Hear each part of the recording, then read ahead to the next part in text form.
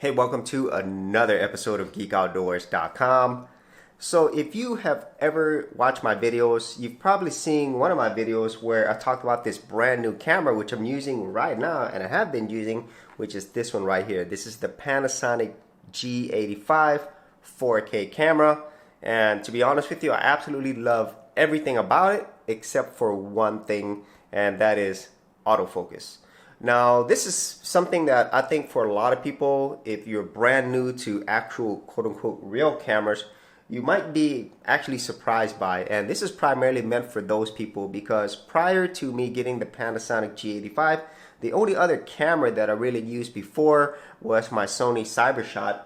And then after that, my main camera was actually my smartphones. You know, ever since I started doing YouTube, I've done pretty much everything with my smartphone, and then I decided to go ahead and make the upgrade to the Panasonic G85, but not without learning a lot of new things. And so whenever you are moving over from your smartphone as your main camera to a real camera, you're gonna learn a lot of how things work in this whole world. And the biggest thing I learned was autofocus, because in the whole world of just smartphones, normally you don't really have to worry about autofocus. It's just that it has a very small lens, and then the only time people worry about autofocus is primarily if they want to get that blurry effect in the background. That's called a depth of field, and that has a lot to do with your actual lens size.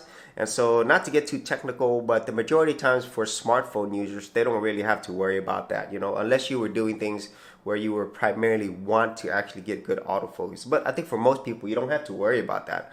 But whenever I moved over to the whole camera world, I learned quickly that depending on the brand that you have and really the type of autofocus technology that you use, it's going to determine how much and how well that you use it. Because in the whole world of Panasonic, specifically with their Lumix line of cameras, they use a contrast-based autofocus. Now, if you're not familiar with what that is, there's plenty of YouTube videos out there. There's a lot of technical details. But bottom line, in the whole camera world, there's two types of autofocus. One is the contrast-based, which is what the Panasonic Lumix cameras use. And the other one is the phase detect autofocus, and there's also hybrids as well. And so with the phase detect autofocus, it's just simply better. Let's just make that really simple. Sony uses it, Canon uses it, Nokia uses it. And so normally when people in the whole camera world talk about autofocus, they're normally going to pick those other brands because phase detect just simply works better. And if you use something like contrast based, it really just isn't good in terms of video. It's amazing for photography, but for video, you'll notice that it constantly goes back and forth. They call it hunting, and so it's blurry in the background, blurry, and it's trying to focus in the foreground, and a lot of times it just does not focus well. But after having used this for a while, I'm going to talk about the things that I've done to actually make it like better, okay, at least for me. There's so many videos that talks about how to improve autofocus on a Panasonic Lumix. And the main things that I've done, at least for my use, is because a lot of times I do these talking head videos, both indoors and outdoors. I primarily use face and eye detect. Now, there are many ways that you could actually use the autofocus. There's a one square, there's an area autofocus. There's a lot of different ways that you can use autofocus. A lot of like detailed settings that you could set. But for me, it's face and eye detect, and at the same time, I use the autofocus sensitivity to -1. So this is primarily for people who have the Panasonic Lumix G85. And why would you actually want to use autofocus? Well, it's primarily for things like this. You know, if you are holding a product and you actually want to show it, you want to make sure that it focuses to where you want, and then you could focus back out, you know. And so see there, it focuses in and out, and then it should focus back on your face, you know. And so that's something that could be really a pain in the butt if you want it to be really fast. And so just bring it back up here, and you see that it should focus as best as possible. It's still trying to track my eyes, but overall that has worked well for me. You know, I'm gonna try other things here as well. So here's my phone camera, and it takes a little while, and sometimes it doesn't focus at all, which is the bad thing about the Panasonic Lumix Autofocus is because it's not very reliable and consistent, but as you can see there, it does eventually focus. And so with the Panasonic Lumix Autofocus, specifically with the G85, I would say you have to be a little bit patient. But with the Face and ID Tech and that sensitivity that I have, it eventually does autofocus. And I had to play around with this a lot. I had to do a lot of research as well. And if you get it too close sometimes, it will not focus at all. And this really also depends on the type of lens that you have.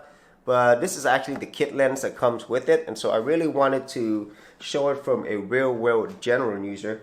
And that is just the indoor use. And so let me go ahead and talk about the outdoors and also the quote-unquote fix if autofocus doesn't work well for you. And for most situations, I don't use autofocus, and that kind of gets into what I'm going to be talking about on the next segment. And so within the whole camera world, there's normally two types of focus. There's a contrast base and there's also a phase detection base. And so the contrast base is constantly looking for the clearest image. Okay, so it's going back and forth, it's comparing the different images. And so while this is okay, it's not great, especially if you do something like this where you are vlogging and you want your face to be locked down and clear and focused all the time. Now, many people have different solutions to fix this.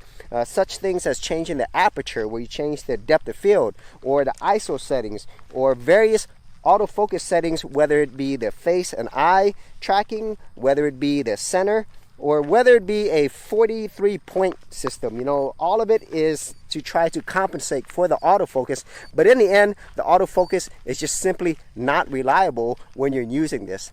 However, there is a solution that I feel works the best, and it works consistently, and that is to simply not use the autofocus. And so all you have to do is turn off autofocus, use the manual mode, and whenever you do that, you just choose a focus point and it locks on. As you could probably tell right here, I'm moving around vlog style, and I only like really centered it one time, and it works really well. And anytime you kind of feel like it's getting out of focus, you just have to click on the area that you want to focus again, and it comes out looking really good. And this is solid, because even though everything else, like I just said earlier, I loved about the Panasonic G85, the autofocusing was just not great at all.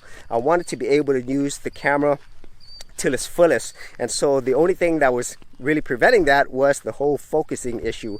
But now that I figured it out by just simply using the manual mode, this is now a complete camera for me. Everything from vlogging this way, or taking really intricate shots, or shooting some really awesome film-like video that I could not do with my phone.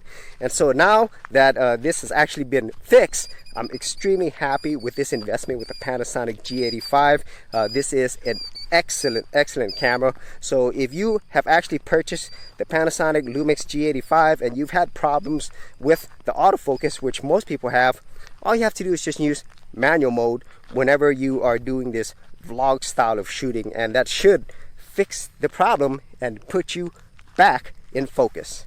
Hey geeks, if you are a creative geek like me and you wanted to learn how to create content on YouTube and other places on the internet, then check out my Gold Content Creators Group, where you'll get access to 30 videos plus additional content for all the creative geeks out there. And the best part of it is, all of this is free. Simply head over to the link below, check out my page, and sign up for my Gold Content Creators Group. Thanks for watching, and I'll see you on the other side. Thanks for checking out this episode. And as always, if you like these videos, be sure to click on the subscribe button. And for full written content, audio content, and additional geek stuff, head over to geekoutdoors.com, and I'll see you outdoors on the very next episode.